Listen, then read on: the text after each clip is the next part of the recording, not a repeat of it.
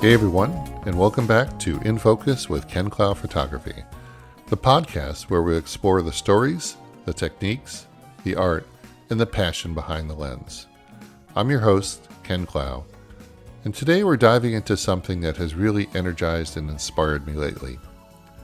A street photography themed editorial fashion shoot that I recently had the pleasure of doing with the incredibly talented and beautiful model, Beatrice Labrun. This shoot took place around the streets of Albany, New York, and the images are being published in the upcoming issue of Style Cruze Japan, an international fashion magazine known for its vibrant artistic aesthetic.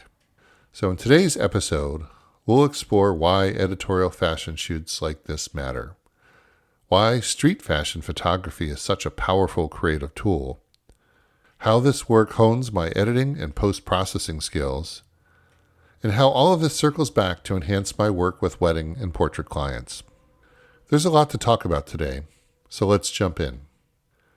Why do an editorial fashion shoot? You might be wondering, Ken, you're a wedding and portrait photographer. Why are you on the street photographing a model for an editorial magazine? Great question. Editorial fashion shoots are a chance to break out of the routine. They are creative playgrounds. There's no client brief, there's no checklist, there's no must-have shot list. It's just me, the model, the camera, the wardrobe, and the city around us. These shoots let me try things. Lighting setups, movement, unexpected backdrops, or fashion pairings that don't follow the rules. It's all about experimentation. And when you give yourself permission to experiment, you find new ways to see the world. That in turn makes its way back to the more structured work I do. Every experiment is another layer of artistic depth. And let's be honest, editorial fashion is just fun. It's like being a kid in a sandbox again. Only now, the sandbox is the city streets, and my toys are cameras and lenses. Why street fashion? So let's talk about the street aspect of this shoot. Unlike studio fashion photography, street fashion brings in unpredictable living elements. There are no controlled lighting rigs. There's traffic, pedestrians, graffiti, weather, and randomness. That spontaneity keeps you on your toes. Street fashion photography gives maximum flexibility and maximum creative freedom. It allows fashion to live in the world. A designer piece looks different on a runway than it does in front of an old brick wall or walking down a painted alleyway. There is no right or wrong with street fashion. That's the magic. You can dress a model in a flowing dress and shoot against a brick wall, or pose the model in urban grunge attire in front of the historic downtown architecture. It all works. It all tells a story. This kind of setting also invites interaction with the environment. A shadow from a fire escape, reflections in puddles, backlight from storefront windows.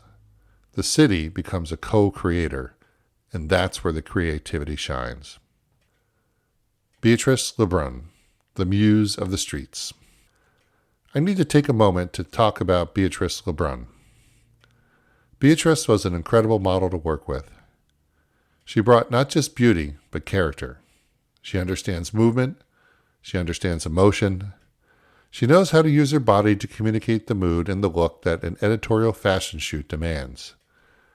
She's a kind of model who makes photographers look good, not just because she photographs well, but because she's a collaborator in the storytelling process. We fed off each other's energy, riffed off the location's vibe, and brought those looks to life in a way that really transcended just clothing. The shoot was about attitude and aesthetic, and Beatrice owned it. By the way, Beatrice is not only a model, she's a published author. Look for her book, Glow Rot, No Way Out of Wonderland, available on Amazon. The post-processing playground. Let's shift gears and talk about editing. Because here's the thing. Editorial fashion editing is a whole different world. When I'm editing a wedding gallery, I'm going for consistency, elegance, and timeless beauty. With an editorial shoot, I get to be bolder. Color grading can be more daring. Textures and tones can be dialed up or down depending upon the editorial mood. I can take creative liberties with vignetting, contrast, shadows, and color palettes to bring a sense of cinematic drama to the images. It's a powerful post-processing exercise. It forces me to slow down and think about how mood is communicated visually. I get to play with Lightroom and Photoshop in new and different ways. This experimentation sharpens my eye, making me a better and more nuanced editor.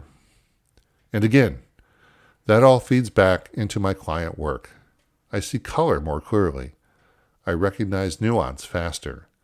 I'm more confident in both subtle edits and bold stylistic choices. Editorial editing is a masterclass in visual storytelling. Enhancing my wedding and portrait photography. You might be surprised, but doing high-concept editorial fashion actually makes me a better wedding and portrait photographer. Here's how. First, it gives me fresh posing ideas. Working with models like Beatrice shows me new body angles, lines, and expressions that I can artistically incorporate into engagement or bridal portraits. Second, I get comfortable working fast in dynamic environments. A busy street shoot means adapting in the moment, just like I have to do at weddings. It trains my instincts. Third, it keeps my work visually fresh. When you step out of your niche and into an editorial zone, it prevents your style from going stale. My clients get the benefit of that freshness. They get a photographer who's pushing boundaries and staying creatively engaged. And last but not least, it brings more fun into my process. Because when I'm having fun behind the camera, my clients can feel that energy. It lifts the whole experience. Why international publishing matters. Let's talk about the cherry on top, having this shoot published in Style Cruze Japan. Now, getting published is not just a vanity thing. It's not about bragging rights. It's about validation. When a respected fashion magazine picks up your work, it says, "This has creative value. This is worth sharing." That kind of recognition pushes me to dream bigger, take more risks, and raise my standards. It also challenges me to shoot with intention. When I know I want to submit a shoot for an editorial publication, I shoot differently. I'm more aware of narrative, of the visual flow, and of cover-worthy moments. That discipline strengthens all aspects of my photography. And creatively, working with publications exposes me to different aesthetics. Different countries and editorial boards have different tastes. Shooting for Style Cruze Japan got me thinking about color trends, fashion-forward styling, and bold street fashion contrasts. It stretches my creative muscles.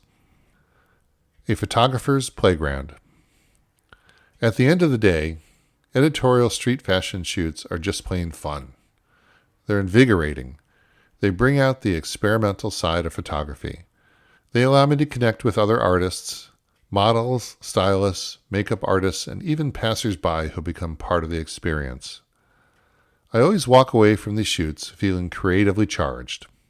It's like a reset button, a reminder of why I fell in love with photography in the first place.